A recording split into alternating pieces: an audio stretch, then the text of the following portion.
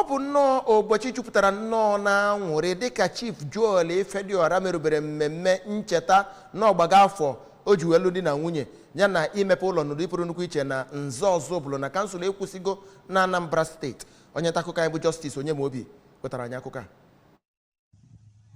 N'okwu ha na mmemme ahụ, Chief Ifediora nakwazi nwunye ya bụ Lolo Ifediora kenere mmadụ niile bụ ndị bịara nọnyere ha na mmemme ahụ ma kwukwezie ma kọwazie na ụbọchị ahụ bụ ụbọchị ewepụtara iji wee kelee Chineke maka ebere ya, afọ ọma ya nakwazi ngọzi o nyere ha na alụmdi na nwunye ha. N'okwu ha n'oge ha nọ na-agwa ndị nta akụkọ okwu, onye Chief Executive Officer Fela Ejiofọ Foundation bụ Maazi Ndubisi Ejiofọ nakwazi onye isi ụlọọrụ C4 Palace Hotel Umunede Chief onye nwe mmadụ kelere Chief Ifediora nakwa nwunye ya maka ịchịkọba mmemme dị otu a ma gbazikwa ha ume ka ha na-aga n'iru n'afọ onwe ha n'anya. Mmemme ahụ bịara n'uju ya mgbe a wara achịcha oyibo ya nakwazi egwu di na nwunye ahụ gbara.